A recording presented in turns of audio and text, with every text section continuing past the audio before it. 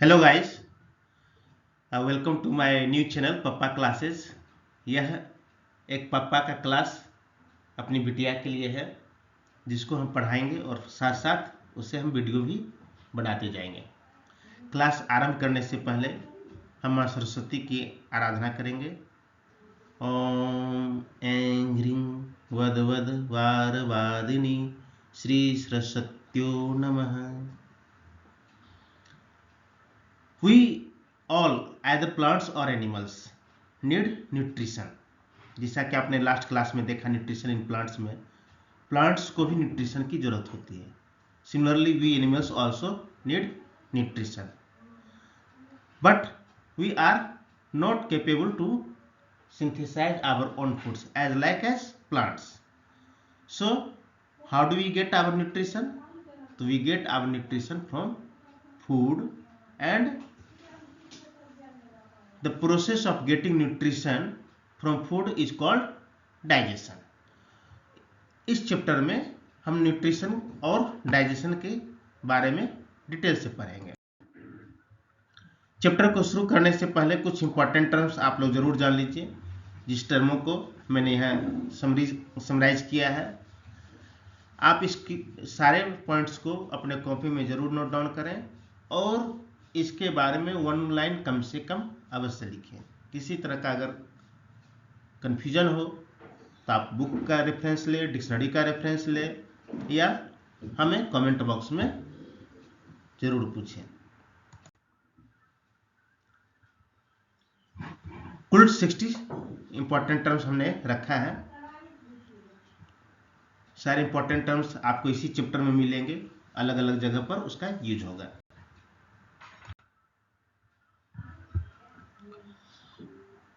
All organisms including humans require food. For what? Food की जरूरत क्यों पड़ती है? Food is essential for growth, repair and functioning. अगर किसी बच्चे को फूड ना दिया जाए तो क्या होगा? सब दिन बच्चा रह जाएगा, उसका ग्रोथ नहीं होगा। बच्चा खेलते खेलते उसे चोट लग गई, क्या होता है? घाव हो जाता है। तो घाव की क्या होती है? रिपेयरिंग होनी जरूरी है ना। तो रिपेयरिंग के लिए जो नए सेल्स का निर्माण होगा वो कैसे मिलेगा? फूड से मिलेगा। और अगर कोई एनर्जी ना रहे तो आदमी क्या हो जाएगा? बेड रिडन हो जाएगा, बेड पे पड़ा रहेगा। तो बेड से बाहर आकर उसे खाना, भोजन से ही उसे एनर्जी मिलेगी। यानी फंक्शन ऑफ बॉडी भी depend on what? Nutrition. Animal nutrition includes nutrient requirement, mode of intake of food and its utilization in the body. See, the nutrition process begins from where? Nutrition process begins from requirement of nutrient. अब ये requirement of nutrient क्या है बताओ? हमें किस चीज की जरूरत है। तो किस चीज की जरूरत है कैसे पता चलेगा? जैसे अगर हम रनर हैं, बहुत तेजी से दौड़ रहे हैं, दौड़ने में क्या होता है? हमें हंफने लगते हैं, चेहरा लाल हो जाता है, हमारा ब्रीदिंग बढ़ जाता है, हमें इंस्टेंट एनर्जी की जरूरत होती है। तो क्या होता है, कभी रोड पर देखिए दौड़ते दौड़ते लोगों को जैसे ग्लूकोज पानी दिया जाता है, क्यों दिया जाता है? ताकि ताकत आए। Glucose is the instant energy, ताकत नहीं। Glucose is the instant energy, क्योंकि हमारा जो बॉडी होता है वह ग्लूकोज को ही एब्जॉर्ब करता है। किसी भी जैसे फैट हो, प्रोटीन हो, अल्टीमेटली सब ग्लूकोज बनता है और ब्लड में मिलकर हमें एनर्जी देता है। तो हम रिक्वायरमेंट ऑफ न्यूट्रिएंट्स हमें क्या चाहिए, और mode of intake of food. ये mode of intake of food से क्या समझ रहे हैं? हम किस जगह से खाना अंदर लेंगे। अब हम कैसे खाते हैं? जैसे हम आदमी हैं, मुंह से खाते हैं, हाथ से उठा के खाते हैं। गाय भैंस जो है वह मुंह लगा कर सुरख लेती है पूरा। बहुत सारे माइक्रो ऑर्गेनिज्म हैं, बैक्टीरिया वगैरह हैं, वह जैसो डेड बॉडी वगैरह पर अपना भोजन लेते हैं। कुछ एनिमल्स हैं जो खासकर मोलस्कस जो एक्वेटिक एनिमल्स, वह पानी में जैसो जो भी चीज़ रहते हैं, फूड पार्टिकल्स तैरते रहते हैं, उसको फिल्टर करके तब उसको एब्जॉर्ब करती है। इसको फिल्टर फीडिंग भी कहते हैं। कि components of food such as carbohydrates are complex substance. अब देखो तुम जैसे खाना खाते हैं, रोटी चावल व्हाटएवर, तो वो क्या होता है, कॉम्प्लेक्स सब्सटेंस होता है। उसमें कार्बोहाइड्रेट्स होते हैं, प्रोटीन्स होते हैं, फैट्स होते हैं, बहुत सारे चीज़ें होते हैं। हमारा बॉडी उसको डायरेक्ट इंटेक नहीं करता है। हमारा बॉडी कैसे लेता है, these complex substances cannot be utilized as such, so they are broken down into simpler substance. Now ये जो ब्रोकन डाउन होता है कंपाउंड सब्सटेंस से simple substance, this process is called digestion. अब जैसे मैंने इस फिगर में दिखलाया है, ये क्या है, स्टार्च मॉलिक्यूल है ना। स्टार्च मॉलिक्यूल का जब डाइजेशन होता है तो वह बन जाता है, स्टार्च मॉलिक्यूल हो, कार्बोहाइड्रेट्स हो, ये डाइजेशन के बाद बनता है शुगर मॉलिक्यूल्स। जैसा कि मैंने बतलाया कि हम शुगर ही डायरेक्टली बॉडी एब्जॉर्ब करता है, इंस्टेंट एनर्जी होता है। इसलिए तुम देखते कि फास्टिंग में जब हम शुगर की कमी हो जाती है तो हमें क्या होता है, चक्कर आने लगता है, क्योंकि ब्रेन सिर्फ और सिर्फ शुगर लेती है। अब इस फिगर में देखो, ये पॉलीमर्स और मोनोमर्स। पॉलीमर्स क्या हुआ, कॉम्प्लेक्स सब्सटेंस। पॉली मतलब मेनी, मर हुआ मॉलिक्यूल्स सब्सटेंस। मोनो मतलब सिंगल। देखो बच्चों, ये जो साइंस खासकर बायोलॉजी में जो टर्मिनोलॉजी है, most of terms are derived from Latin words, वो इंग्लिश में भी नहीं है। अगर हम उसका कॉमन इंग्लिश ट्रांसलेशन समझ जाए, कॉमन इंग्लिश में उसका मीनिंग क्या होता है वो समझ जाए, तो बायोलॉजी बहुत ही आसान है पढ़ना, साइंस बहुत ही आसान है। बच्चे क्या होता है, बिना समझे रट्टा मार डालते हैं। साइंस में कभी रट्टा नहीं मारने चाहिए, और किसी भी सब्जेक्ट में भी नहीं मारना चाहिए। तुम इस शब्द को समझो। अब आगे कभी जैसे पॉली देखोगे, पॉली मतलब मैनी। जैसे अभी हम लोग मार्केट में सबसे ज्यादा क्या यूज करते हैं, पॉलीथीन।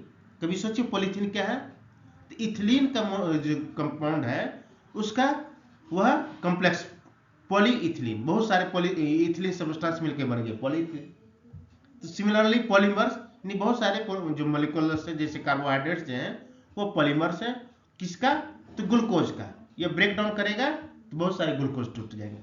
सिमिलरली लिपिड क्या है, तो यह फैटी एसिड और ग्लिसरॉल, ये दोनों से मिलकर लिपिड बनता है। और प्रोटीन क्या, बहुत सारे एमिनो एसिड से प्रोटीन बनता है। तो डाइजेशन क्या करता है, इस कॉम्प्लेक्स सब्सटेंस को ब्रेक डाउन करता है, किसमें, सिंपल सब्सटेंस में, पॉलीमर से मोनोमर्स। ओके, कोई question? Now we come to the point, how we intake food. Different ways of taking food क्या है, जिसे हम थोड़ी देर पहले बता रहे थे कि हर एनिमल का अपना अपना फूड लेने का तरीका होता है। जैसे बीज and humming birds suck the nectars of plants. कभी मच्छर को देखे हो मारते हुए गाल पे, हैं? वह क्या करता है, अपना सूर जैसे स्किन को पायर्स करके, छेद करके डालता है और खून चूस लेता है। They are called sucking animals, चूस लेना। तो उसी तरह मधुमक्खी करती है, हमिंग बर्ड्स करती है, जो प्लांट्स में नेक्टर होते हैं। नेक्टर समझती हो क्या?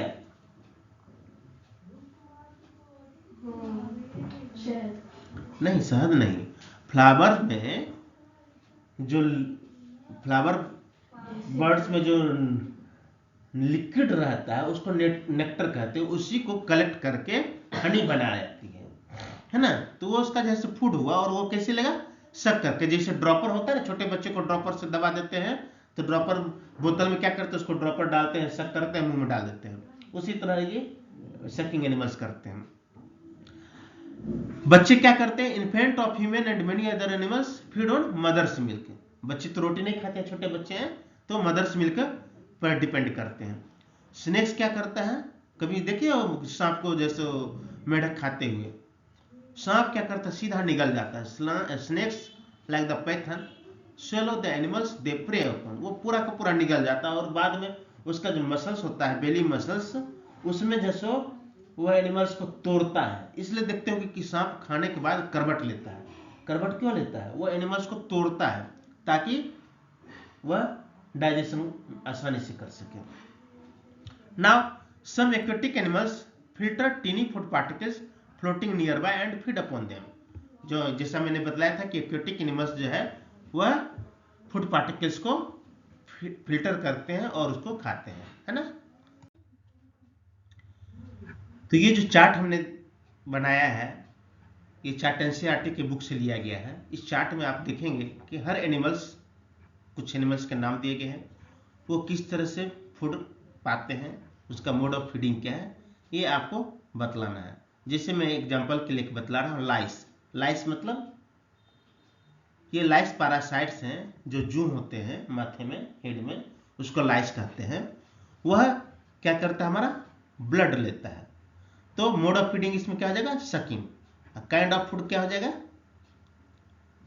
Blood.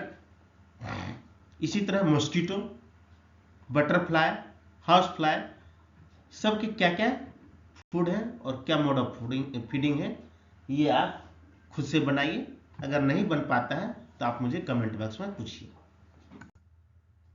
Now the process of digestion begins in human. ये जो digestion begins from where, the digestion process begins through the mouth and after digestion and absorption the unused parts of food are defecated through the anus. यानी mouth से anus के बीच की journey ही digestion कहलाती है। हम mouth से intake करते हैं और बॉडी जितना जरूरत है उतना एब्जॉर्ब कर लेता है, जो भी न्यूट्रिएंट्स है उसको एब्जॉर्ब कर लेता है, और अनयूटिलाइज्ड फूड जो है सो फिकस के रास्ते यानी पोटी के रास्ते एनस के थ्रू बाहर निकल जाते हैं। So the journey beginning from the mouth to anus, passing through the buccal cavity, also known as alimentary canal or digestive tract, is digestion.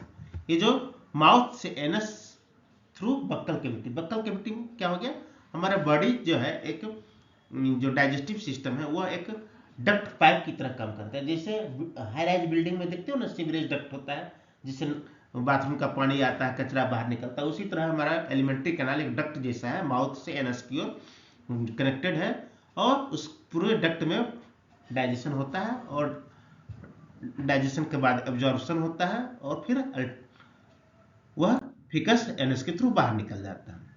पूरे एलिमेंट्री कैनाल को हम जैसो बेसिकली कितने 6 पार्ट्स में डिवाइड कर सकते हैं। First one is the buccal cavity, second oesophagus, third stomach, fourth small intestine, 5 large intestine that ends in rectum, and after large intestine the anus. These all are the parts of our alimentary canal. This picture is taken from the NCERT book, जिसमें दिखलाया गया है human digestive system का। इसमें देखो, buckle मतलब मुंह, बक बक करते रहते हैं मुंह से, इसलिए बकबक से बन गया बक्कल कैविटी, याद रहेगा। तो बक्कल कैविटी से जैसे फूड एंट्री कर रहा है, यहाँ बक्कल कैविटी के नीचे देखो सैलिवरी ग्लैंड दिख रहा है। ग्लैंड क्या करता है, एक लिक्विड सिक्रेट करता है। उसी तरह सैलिवरी ग्लैंड भी कोई लिक्विड सिक्रेट करता होगा। कौन सा लिक्विड है पता है, सैलिवा। ये जो मुंह खाते खाते जो थूक निकलता है, बेसिकली थूक जैसो बहुत ही फायदे की चीज है। हम लोग खाना खाते खाते या बिना मतलब थूक फेंकते रहते हैं, ये बैड हैबिट है। थूक जैसो सैलिवा या डाइजेस्टिव एंजाइम्स इसमें होते हैं जो कि फूड को डाइजेशन में मदद करते हैं। और उसके बाद आता है ओसोफेगस, जो पाइप जैसा रहता है, जो फूड को अंदर ले जाता है स्टोमक की ओर। फिर स्टोमक से ही पास में है लीवर और गॉल ब्लेडर। लीवर और गॉल ब्लेडर में भी फिर कुछ सिक्रेशंस होते हैं, आगे पढ़ो बताएंगे इससे क्या सिक्रेट होता है। फिर पेंक्रियाट में जैसे बहुत सारे ग्लैंड्स होते हैं, एकदम छोटे छोटे घुमावदार दानेदार। और फिर small intestine, large intestine, rectum और एनस। ठीक है, इस फिगर को अच्छे से समझना है और खुद से ड्रॉ करना है। सिंपल फिगर है, मैंने कलर्ड फिगर रखा है ताकि तुम्हें दिखने में अच्छा लगे। और कॉपी पे ब्लैक एंड व्हाइट आप इस तरह से खुद डायग्राम बनाइए, क्योंकि साइंस में डायग्राम पे मार्क्स बहुत अच्छे आते हैं। अगर तुम डायग्राम सही से बनाओगी तो अच्छे मार्क्स आएंगे, ठीक ना। इस पिक्चर में कोई confusion? Now the mouth and buccal cavity, जैसा मैंने बतलाया मुंह से बक बक करते हैं तो बक बक से बन गया buccal cavity. This is the place from where digestion starts. The process of taking food into the body is called ingestion. In मतलब एंट्री, डाइजेशन में जो है जेसन, तो उसको अगर तुम एंट्री जो हो रहा है डाइजेशन का वो कहलाएगा इंजेशन। ना अब इसमें बक्कल कैविटी और माउथ में क्या होता है, जो बहुत सारे दांत रहते हैं वो क्या करता है, खाना आते ही उस पर टूट पड़ता है, उसको चबाता है, तोड़ता है, क्रश करता है। जैसे ग्राइंडर मिक्सर में क्रश होता है ना, उस तरह से भोजन को मुंह में क्रश किया जाता है। और देखते हो कि अगर मिक्सर में सूखा मसाला तोड़ो पीसो तो क्या होगा, मशीन टूटने लगता है, कट कट की आवाज करती है। या हलबट्टे पर भी अगर मसाला पीसते कभी देखियो तो क्या करते हैं मम्मा लोग को देखो कि पानी का छींटा मारती है, क्यों, ताकि मसाला पीसने में आसानी हो। उसी तरह भगवान जो हमारा बॉडी बना है, भगवान बहुत बेहतरीन इंजीनियर है, सब कुछ बॉडी में डाले हैं। तो जैसे दांत से जो है मसाला पीसा जाता है, खाना पीसा जाता है, तो उसको भी पानी चाहिए। वो पानी कौन देता है, मुंह में जो थूक होता है वह सलाइवा, सैलिवरी ग्लैंड से सलाइवा निकलता है और वह जैसो फूड को हाइड्रेट करता है। हाइड्रेट मतलब लिक्विड, गीला बनाता है, ताकि दांत को क्रश करने में सुविधा हो। तो we chew the food with the teeth and break it down mechanically into small pieces. This is called physical process of digestion. देखो डाइजेशन फिजिकल और केमिकल दोनों होता है। फिजिकल में यानी छोटे छोटे टुकड़ा हो गया। अब जो अंदर स्टोमक और इंटेस्टाइन होगा उसमें बहुत सारे केमिकल जूस निकलते हैं, एसिड निकलते हैं। अब सोचो पेट के अंदर एसिड बनता है, इसीलिए क्या बोलते हैं, एसिडिटी हो गया। तो और माउथ में क्या होता है, salivary glands which secrete saliva and hydrate the food. The first chemical digestion of food starts through saliva. उसमें एंजाइम होता है, पता है कौन सा एंजाइम होता है, सलाइवा में एंजाइम होता है एमाइलेज, जो कि स्टार्च को ब्रेक डाउन में हेल्प करता है। ये जो एंजाइम है उसका बेसिकली क्या होता है ना, कि रिएक्शन को बढ़ाने में हेल्प करता है, जिससे डाइजेशन को हेल्प करता है। जिससे केमिकल रिएक्शन में कैटलिस्ट पड़ती हो, वैसे ही कैटलिस्ट का काम करता है ये एंजाइम हमारे ह्यूमन बॉडी में। तो सलाइवा क्या करेगा, breaks down starch into sugars. Beside this mouth has a muscular tongue where taste buds are found। ये जो टंग होता है ना, दांत के अलावा और मुंह में क्या होता है, लंबा सा जीभ होता है। सारा खेल इसी जीभ पर है। मम्मा ये नहीं खाना, मम्मा वो नहीं खाना, मम्मा कुछ अच्छा बनाओ, मम्मा कुछ चटपटा बनाओ। क्यों, ये टंग में टेस्ट बड्स होते हैं और वो हमारे भोजन का टेस्ट डिसाइड करते हैं। ये देखो इस नेक्स्ट फिगर में ये जो अलग अलग कलर है, जैसे ब्लू कलर बिटर, हर टंग में हर जगह टेस्ट अलग अलग रहते हैं, एक ही जैसा नहीं होता है, हर पॉइंट पे अलग अलग टेस्ट होते हैं। तो जैसे सबसे आगे वाला जो पॉइंट है पिंक कलर का वह मीठा। अब यहाँ पर मीठा तो कुछ पता चलेगा, लेकिन अंदर की ओर जाओगे तो वहाँ मीठा टेस्ट नहीं पता चलेगा। तो मीठा वाले की बाद जो पोर्शन है साइड में ग्रीन कलर का वो खट्टा है, और सबसे अंदर की ओर जो है वो बीटर।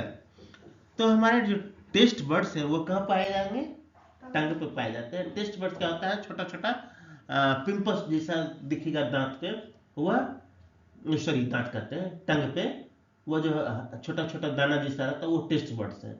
उसी समय भोजन का टेस्ट पता चलता है। वह क्या है, एक तरह से सेंसरी सेंस, जिसमें सेंस ऑर्गन्स पढ़ते हैं ना, कितने सेंस ऑर्गन्स हैं, 5। कौन कौन, eye, ear, eye, ear, nose and skin, not tongue. Tongue is part of skin. तो टंग में जो है आई, नोज, ईयर, स्किन और 5 और eye, ear, nose, skin and tongue. Very good. और मैं ही गलत था, सही है। टंग भी टेस्ट सॉरी सेंसरी ऑर्गन्स होते हैं। तो ये जो सेंसरी ऑर्गन्स है वो क्या करते हैं ना, हमें अपने सराउंडिंग्स से सेंस करवाते हैं, यानी हमारे आसपास क्या है। तो भोजन भी तो सराउंडिंग्स में है, तो भोजन को सेंस कौन करता है? टंग, और सबसे पहले सेंस करता है, और जाहिर सी बात है नोज से, स्मेल से, है ना। मम्मी खुशबू, मोटू पतलू में खुशबू देखते हैं, सुनते ही जैसे मोटू जैसा समोसे के पीछे दौड़ पड़ता है। Now types of teeth.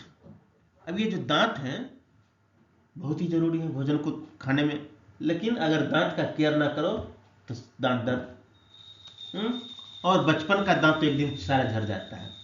तो हमारे पूरे लाइफ में 2 बार दांत निकलते हैं। फर्स्ट जो निकलता है वो मिल्क टूथ होता है, ये थोड़ा सा कम होते हैं नंबर में। कितने नंबर होते हैं मिल्क टूथ का पता है? 20। Very good, 20। हाँ। और बाद में हो जाते हैं परमानेंट टीथ में 32।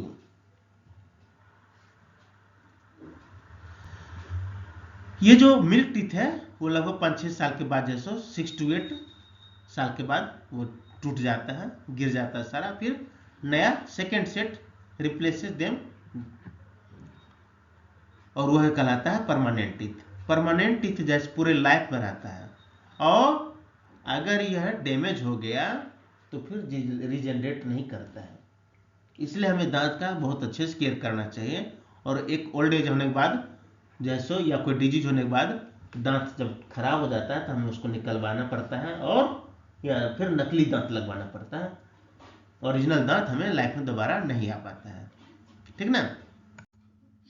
अब देखो दांत भी अलग अलग तरह के होते हैं। तो basically we have 4 types of teeth, incisor, canine, premolar, molar. जब तुम अपना मुंह खोलोगे तो देखोगे कि आगे में जो सबसे पहले फ्रंट साइड में है इंसीजर और कैनाइन रहता है। ये दोनों का बेसिकली क्या काम है? कटिंग और बाइटिंग टीथ।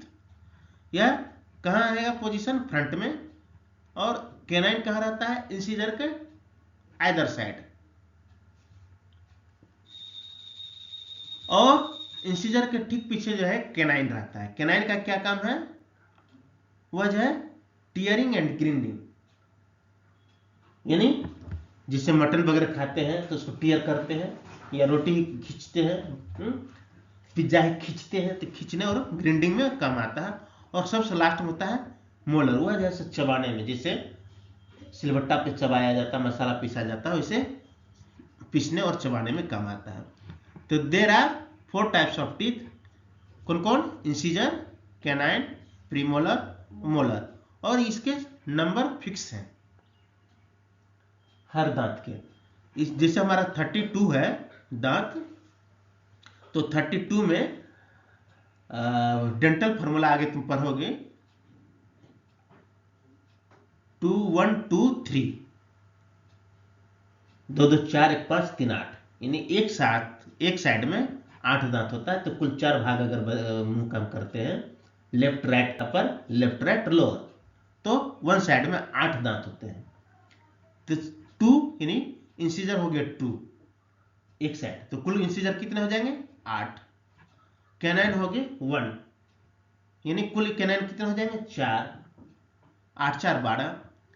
फिर प्रीमोलर 2, तो कुल कितने हो जाएंगे? 8, 12 8 20, और मोलर हो गए 3, तो कुल 12, यानी 32 दांत हमारे मुंह में पाए जाएंगे, ठीक है। Now sweets and tooth decay. सब बच्चों को चॉकलेट अच्छा लगता है, बिना रात में आजकल फैशन हो गया है खाने के बाद कुछ डिजर्ट हो जाए। तो ये जो डिजर्ट और स्वीट्स हैं ये हमारे दांत को कमजोर करते हैं। क्यों? Normally bacteria are present in our mouth but they are not harmful. However, if we do not clean our teeth and mouth after eating, many harmful bacteria also begin to live and grow in it. अगर हम brush नहीं करें, clean नहीं करेंगे तो ये bacteria क्या होगा? काफी तेजी से ग्रो करता है। These bacteria break down the sugars present from the leftover food and releases acids. These acids gradually damage the teeth. ये जो दिख रहे हो, यह एक्चुअली क्या होता है? टीथ के ऊपर जैसे जो मुंह में रह गया ना खाना बचा हुआ, उसको बैक्टीरिया क्या करेगा?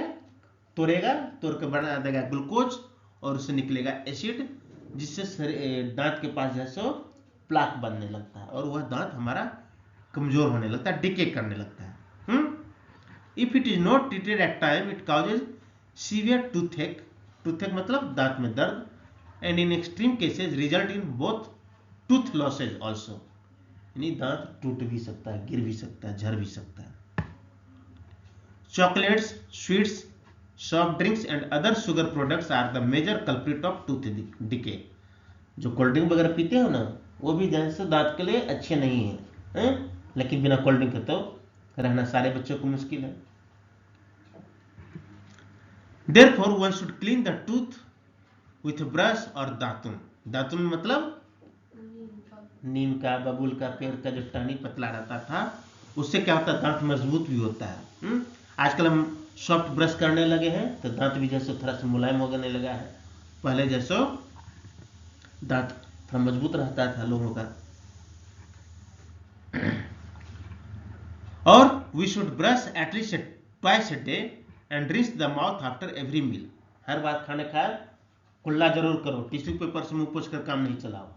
जब भी खाना खाओ तो पूरा पानी भर के गाल में चारों ओर दांत की क्लीनिंग होनी चाहिए। और most important, one should not put dirty fingers और any unwashed object in the mouth. सबसे ज्यादा बीमारी का जड़ हमारा हाथ होता है, और हाथ जो मुंह के अंदर चला जाता है, जर्म्स हमारे बॉडी में चले जाते हैं ना। नाउ द फूड पाइप, अभी तक कोई दिक्कत? मुंह में दांत जैसे खाना को क्रश कर दिया, सिलेबा से उसको पानी हाइड्रेट कर दिया, फूड हल्का गीला हो गया, अब अंदर जा सकता है। तो अंदर पाइप लगा हुआ है, फूड पाइप, वह क्या करता है, आगे की ओर ठेलते जाता, पुश करता है। The solid food passes into the food pipe और ओसोफेगस, इसको ओसोफेगस भी कहते हैं। ये तो फूड पाइप जो है गर्दन के अंदर से रहता है, और इसमें क्या होता है, food is pushed down by movement. इसमें जो है ना, तुम देखोगे कि रिंग रिंग जैसा होता है फूड पाइप में, जैसे पाइप में होता है ना, प्लास्टिक का पाइप में रिंग्स लगा रहता है, वैसे इसमें भी रिंग्स होता है। और वह क्या करता है, आगे की ओर कॉन्ट्रैक्ट करता है और भोजन को पुश करते हैं। इस तरह से करता है कि वो चाहकर भी उल्टा वापस ना आता है। इसलिए तुम खाने के बाद में ये उल्टा भी अगर खाओगे शीर्षासन करते हुए भी, तो पेट में ही जाएगा, ये नहीं कि मुंह में आ जाएगा। लेकिन यही अगर कभी कभी क्या होता है कि मसल्स कमजोर पड़ गया या एक्सेस हो गया भोजन, तो ऊपर ओवरफ्लो कर जाता है, जिसको वोमिट करते हैं। This movement takes place throughout the alimentary canal and pushes the food downwards. इस फिगर में दिखा रहा है, at times the food is not accepted by our stomach and is vomited out. अगर फूड अच्छा नहीं है, कुछ खराब है, तो हमारा बॉडी जो है बहुत अच्छा सेंसर है, वो तुरंत समझ जाता है कि खाना बासी है, फूड पॉइजनिंग तो नहीं है। अगर ऐसा कुछ लगता है कि अनवांटेड है, तो उसको बाहर फेंक देता है, ले जाओ, वोमिट कर देता है। ठीक है, ये है फूड, ये है फूड पाइप ओसोफेगस, और ये स्टमक जो, और ये तुम्हारा ह्यूमन डाइजेस्टिव सिस्टम का कंप्लीट फिगर है। पूरे ह्यूमन डाइजेस्टिव सिस्टम हमारा कहाँ है, ये देखो, ये जो रिब्स के नीचे जो पोर्शन है उससे सटा हुआ, रिब्स के नीचे लीवर दिख रहा है, और ये पूरा हिप्स, रिब्स और हिप्स के बीच में जैसो डाइजेस्टिव सिस्टम का पूरा पार्ट है ना। अब फूड पाइप से भोजन आ गया, कहाँ आएगा, सबसे पहला जो टंकी है हमारा डाइजेस्टिव सिस्टम का स्टमक, यही खाली हुआ, मम्मी भूख लगी, पेट पर हाथ डालते हैं ना, मम्मी मम्मी भूख लगी, खा, तो मम्मी बोलती है खा लो बेटा मूंगफली। नाउ स्टमक क्या है, यह एक बैग लाइक स्ट्रक्चर है, thick walled bag, its shape is like a flattened J. J को एकदम चौड़ा करके बना दो तो ऐसा लगता है, या एस शेप भी लगता है। And it is the widest part of alimentary canal. जैसा मैंने बताया कि एलिमेंट्री कैनाल क्या था, पाइप नुमा स्ट्रक्चर था, तो यह उस पाइप नुमा स्ट्रक्चर का सबसे वाइडेस्ट पार्ट है। और यह क्या करेगा, फूड रिसीव करता है, from where, from food pipe, and opens into the small intestine. यह स्टोमक जो है अपने पास फूड को रिजर्व करता है, उसको थोड़ा डाइजेस्ट करता है और इंटेस्टाइन में भेज देता है। यह काफी देर तक फूड रहता है, जाहिर बात है, जब वहां से फूड आ रहा है तो यहाँ डाइजेस्ट होने में भी टाइम लगता है, इसलिए बार बार हमें भूख नहीं लगती है। जब स्टोमक खाली होता है तब हमें भूख लगती है। Now the inner lining of stomach, ये क्या करता है, secrete some mucus, hydrochloric acid and digestive juices. अब देखो स्टोमक का क्या काम है, यह म्यूकस सीक्रेट करता है, एसिड भी सीक्रेट करता है और कुछ जूस सीक्रेट करता है। ये म्यूकस क्या है, म्यूकस कफ जैसा होता है, नेटौटा जो फेंकते हो वैसा होता है। ये क्या करता है बेसिकली, वह जो पेट में एसिड बन रहा है, तो एसिड तो बहुत खतरनाक है ना, तो हमारा बॉडी को भी तो डैमेज कर सकता है। तो एसिड से बचाने के लिए हमारा स्टोमक का लाइन जो होता है अंदर से, वह म्यूकस से भरा रहता है ताकि उसको रोक सके उसके इफेक्ट को। और वह एसिड जो है हाइड्रोक्लोरिक एसिड, वह भोजन को डाइजेशन में और कमजोर करता है, तोड़ता है, ब्रेकडाउन में हेल्प करता है। और उसके साथ साथ कुछ जूस भी निकलता है, जूस मतलब वही सिक्रेशन जो कि फूड को डाइजेस्ट करता है।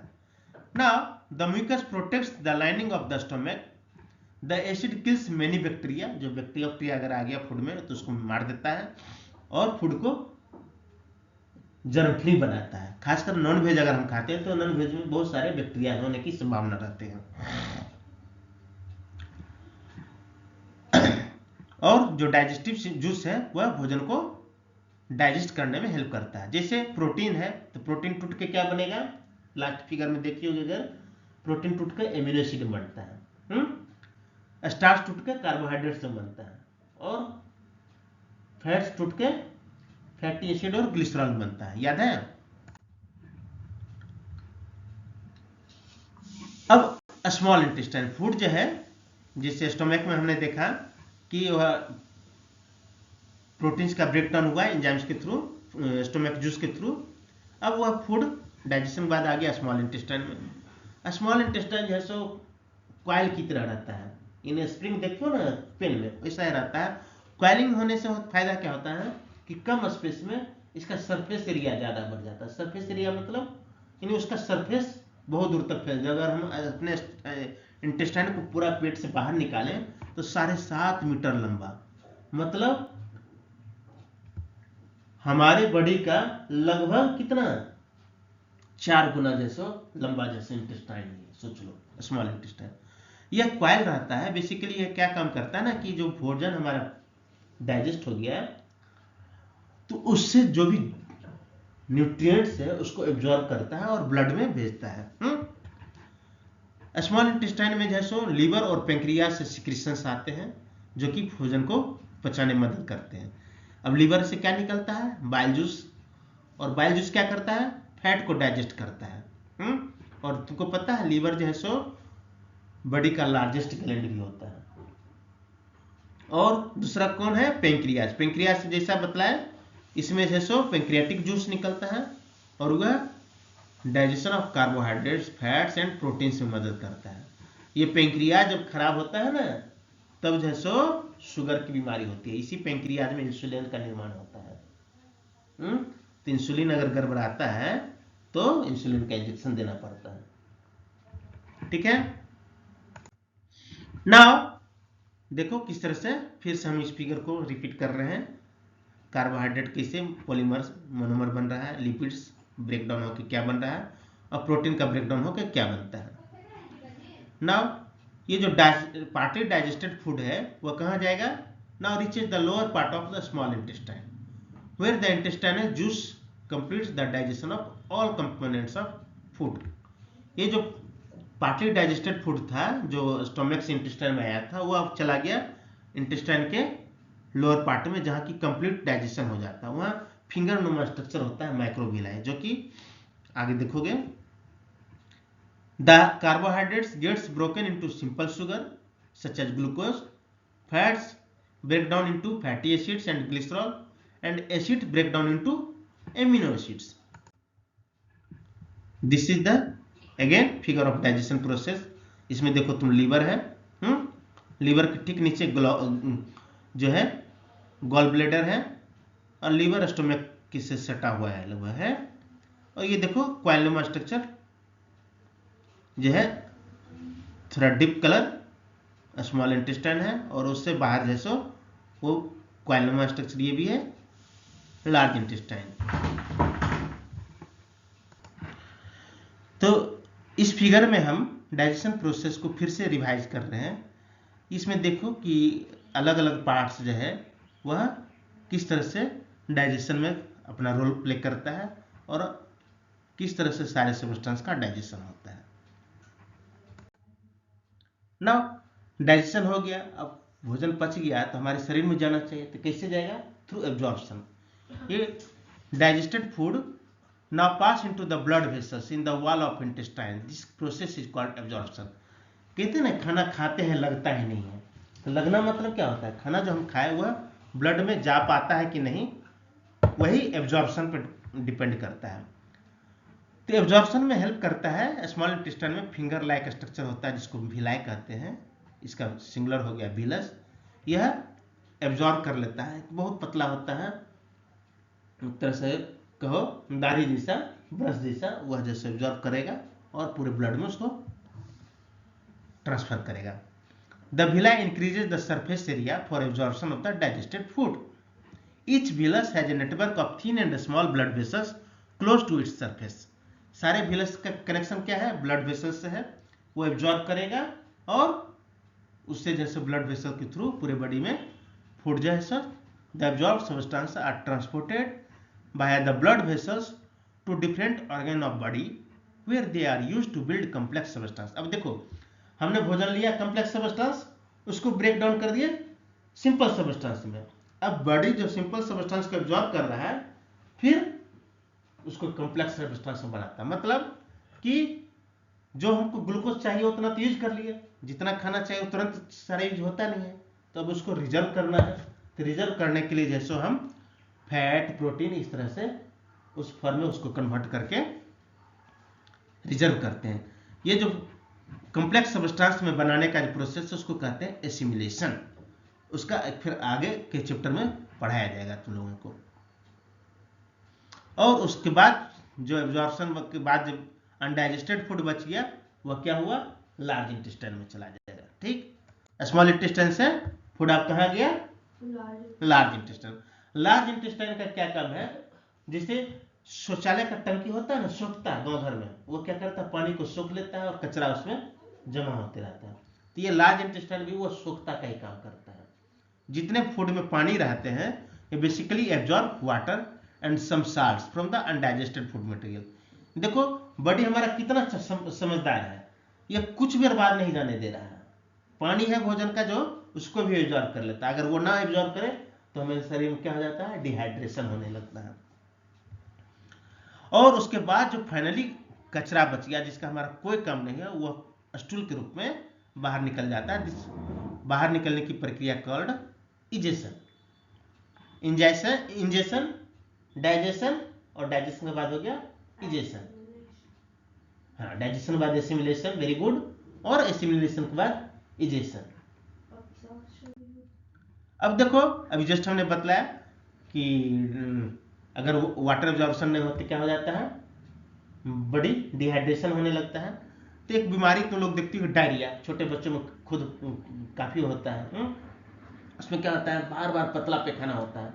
ये जो भोजन का जो पानी होता है बॉडी में वो लार्ज इंटेस्टाइन एब्जॉर्ब भी नहीं कर पाता, वो सारा का सारा पानी जैसे बाहर निकल जाता है। अब उसको कोई एब्जॉर्ब करने वाला रहेगा तब ना वो रुकेगा, कोई है नहीं, वो सारा बॉडी से पानी निकल जाता है थ्रू इनस। क्या हो जाता है? उसको डिहाइड्रेशन हो जाता है, डायरिया हो जाता है। और अगर इसे नहीं रोका गया तो बॉडी में फ्लूइड्स की बहुत कमी हो जाएगी और आदमी बहुत ही बीमार पड़ जाएगा। तो उसको क्या करते हैं? तुरंत उसको ओरल रिहाइड्रेशन करते हैं, मतलब मुंह से उसको पानी डालते हैं, जो ORS होता है, ओरल रिहाइड्रेशन सॉल्यूशन, WHO का फॉर्मूला है।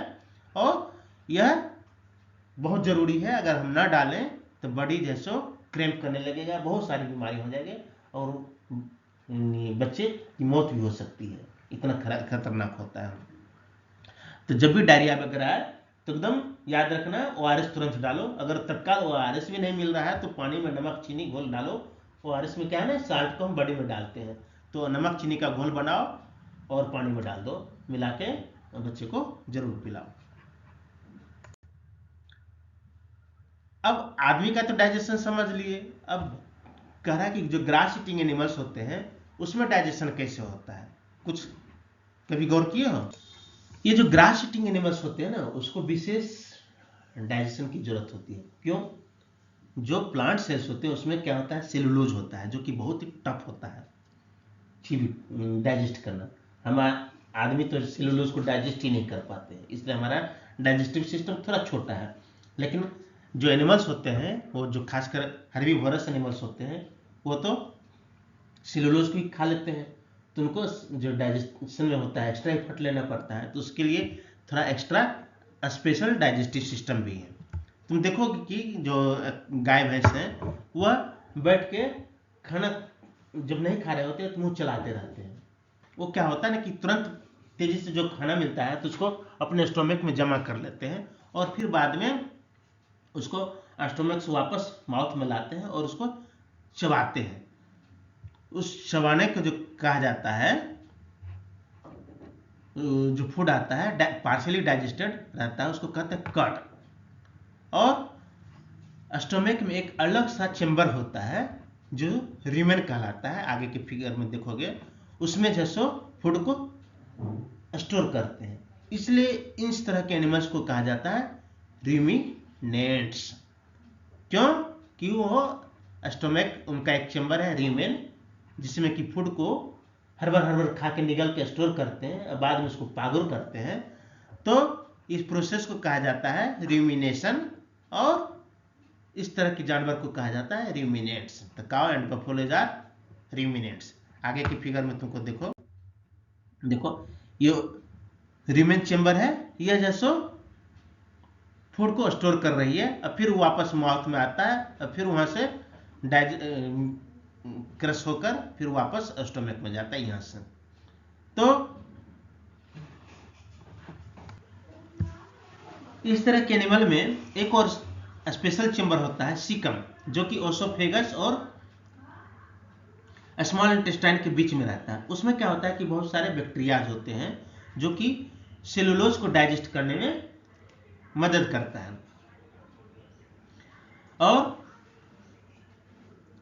उस चेम्बर को कहा जाता है सीकम। जैसे क्रीमेन था उसी तरह इसमें सीकम है। स्टोमक में देखोगे तुम, ये फिगर रीमेन है जहां पर फूड स्टोर रहता है, और ये जो है पीछे सीकम है। बेसिकली इसी एरिया में अपेंडिक्स भी होता है, और इस अपेंडिक्स का कोई यूज नहीं होता है आदमी में, इसलिए इसको वेस्टिजियल ऑर्गन कहते हैं, यानी वैसा ऑर्गन जिसका कोई यूज नहीं है, और इसको बाद में ऑपरेशन करके हटा दिया जाता है। ठीक है, तो ये स्पेशलाइजेशन क्या है? क्योंकि ग्रीन जो ग्रास होते हैं उसमें सेलुलोज होता है, और सेलुलोज क्या होता है, बहुत ही रिच इन सेलुलोज जो है ग्रास होता है, वह इजीली डाइजेस्टिबल नहीं है, उसको पचाने में बहुत एक्स्ट्रा एनर्जी चाहिए, इसलिए एक्स्ट्रा स्पेशल चेम्बर दिया गया है, और वह इस तरह के एनिमल पागुर करते रहते हैं। थोड़ा सा टाइम ज़्यादा हो रहा है तो मैं थोड़ा फास्ट करता हूँ। अब अभी तक हमने जो देखा मल्टी सेलुलर ऑर्गेनिज्म जो थे उनमें डाइजेशन कैसे हो रहा था, ये हमने देखा। अब क्वेश्चन उठता है कि जो यूनिसेलुलर है, जिसमें एक ही सेल्स पाए जाते हैं, उसका डाइजेशन कैसे होता होगा, जिससे अमीबा। तो वो क्या होता है ना कि ये अमीबा जो है उसमें जो है स्यूडोपोडिया होता है, ये फॉल्स लेग होता है, जैसे ये जो पाँव जैसा दिख रहा है ना, उसी को आगे पीछे करने से ये मूव करता है। तो अमीबा में एक स्मॉल बबल लाइक वेहिकल्स होते हैं, ये जो दिख रहा है वेहिकल्स, और अपना अमीबा पोजीशन चेंज करता है, शेप चेंज करता है, जहां फूड पार्टिकल्स इसको मिलता है, जैसे फूड पार्टिकल्स है तो अपना पोजीशन चेंज किया, इसको घेर लेता है और घेर के बॉडी के अंदर पुश कर लेता है। ठीक, और फूड वेहिकल्स जो ये बनता है उसी फूड वेहिकल्स में इसका डाइजेशन होता है, और फिर डाइजेशन के बाद जो बचा रह गया वह वेस्ट प्रोडक्ट दूसरे साइड से निकल जाता है। तो इसमें स्यूडोपोडिया जो है, जो अलग अलग पोजीशन चेंज होने से बनता है, वो स्यूडोपोडिया इस फूड पार्टिकल्स को इनगल्फ करता है, इंजेस्ट करता है, और फिर फूड वेहिकल्स में डाइजेशन होता है, और डाइजेशन के बाद वह इजेस्ट हो जाता है। ओके, अमीबा फीड्स क्या करता है, तो ये माइक्रोस्कोपिक ऑर्गेनिज्म पे फीड करता है। जब भी when it senses food it pushes out pseudopodia around the food particle and engulf it. The food becomes trapped in food vacuoles. जैसे इसको सेंस हुआ उसको pseudopodia से घेरा और उसको फूड को ट्रैप कर लेता है। Now digestive juices are secreted into the food vacuole and they act on food and break it down into simpler substances. जिसे कि स्टोमक में डाइजेस्टिव जूस बनता है ह्यूमन बॉडी में, वैसे ही इसके फूड वेक्यूल में डाइजेस्टिव जूस बनता है और फूड को ब्रेक डाउन कर देता है। क्लियर? अब ये हमारा चैप्टर कंप्लीट हो रहा है। एक बार फिर से रिवाइज कर लेते हैं कि क्या सब हमने पढ़ा है, क्योंकि रिवीजन बहुत जरूरी है। पढ़ने में कभी बोर हो गई होगी, कभी हाफी हुआ होगा, कभी ध्यान बटा होगा, तो एक बार रिवाइज कर लेते हैं कि हम लोगों ने पढ़ा क्या। Animal nutrition includes what? Nutrient requirement, mode of intake of food and its utilization in the body. Human digestive system consists of alimentary canal and secretory glands. It consists of buccal cavity, esophagus, stomach, a small intestine, large intestine that ends in rectum and anus. The main digestive glands which secrete digestive juice are salivary glands, liver and pancreas. ये सब जैसो सिलिवरी mouth में पाया गया, सिलिवरी gland, saliva, liver और pancreas जैसो stomach और small intestine के बीच में है, वहां पाया जाता है। और स्टोमक में भी बहुत सारे गैस्ट्रिक जूस बनते हैं। Stomach wall and the wall of small intestine also secret digestive juices. Nutrition is a complex process involving क्या क्या है न्यूट्रिशन में? Ingestion, digestion, absorption, assimilation and egestion. Ingestion से स्टार्ट होता है, डाइजेशन से प्रोसेस बिगिन होता है, डाइजेशन के बाद बॉडी में एब्जॉर्ब करता है, फिर उससे एसिमिलेट होकर कंपाउंड कॉम्प्लेक्स सब्सटेंस बनता है, प्रोटीन, फैट्स एक्सेट्रा, और जो कचरा बचा गया वो स्टूल के रूप में इजेस्ट हो जाता है। This is all about nutrition. अब डाइजेशन अलग अलग जो होता है फूड सब्सटेंस का, जैसे digestion of carbohydrates like starch begins from buccal cavity. ये बक्कल कैविटी में इसका स्टार्ट हो जाता है। एमाइलेज याद होगा, सलाइवा में जो होता है। Digestion of protein starts in stomach. Stomach में किसका डाइजेशन होता है? प्रोटीन का। माउथ में किसका होता है? स्टार्च का। The bile secreted from the liver, the pancreatic juice from the pancreas and the digestive juice from the intestinal wall complete the digestion of all components of food. अब जो भी है बचा कुछ सब स्मॉल इंटेस्टाइन में पच जाता है, उसके बाद डाइजेशन का काम बाकी नहीं रहता है। The digestive food now absorbed in blood vessels from the small intestine. कौन सा स्ट्रक्चर याद है? फिंगर लाइक स्ट्रक्चर एब्जॉर्ब करने में मदद करता है villi. Very good. The absorbed substance are transported to different parts of the body. Water and some salts are absorbed from the undigested food in large intestine. अब जो खाना जब खाए पच गया, एब्जॉर्ब हो गया, उसको पहुंचाने का भी तो जरूरत है ना। हर किसी को चाहिए एनर्जी, सब इंतजार में है, उसको पहुंचाएगा ब्लड के थ्रू। और लार्ज इंटेस्टाइन जो है वाटर एब्जॉर्ब कर लिया, फिर अनडाइजेस्टेड और अनएब्जॉर्ब्ड जो रेसिड्यू है वह फिकस के थ्रू, एनएस के थ्रू फिकस के रूप में बाहर निकल गया। ग्रेजिंग एनिमल्स जो घास खाते हैं, काव, बेफेलो, डियर, ये सब रिमिनेंट्स कहलाते हैं। क्यों? क्योंकि उसके स्टोमक में एक रिमेन नाम का चेंबर होता है। दे quickly ingest swallow their leafy food and store it in rumen. Later the food returns to the mouth and the animal chew it peacefully. आराम से पगार करके, पागुर करके खाते रहता है। Amoeba ingests its food with the help of its false feet जो pseudopodia कहलाता है। The food is digested in the food vacuole. So बच्चों ये हमारा न्यूट्रिशन इन व्हाट एनिमल था। आई होप आप कॉमन लैंग्वेज में, अपने देसी लैंग्वेज में इस चैप्टर को अच्छे से सीखा, पढ़ा। अपने टेक्स्ट बुक को हमने एनसीईआरटी का टेक्स्ट बुक बेस बनाया है। आपके पास जो भी बुक है उससे एक बार फिर से पढ़ें, इंपॉर्टेंट टर्म्स को हाईलाइट करें, उसको जैसे वन लाइन जरूर लिखें अपने कॉपी में, फिर सारे objective question, short answer questions बनाएं। और अगर कोई क्वेश्चन नहीं बनता है तो उस क्वेश्चन को हमें कमेंट बॉक्स में जरूर शेयर करें। ओके, और चैनल को सब्सक्राइब करना ना भूलें ताकि हम अगला क्लास जब डालें तो आप को नोटिफिकेशन जा सके। Thank you, bye bye.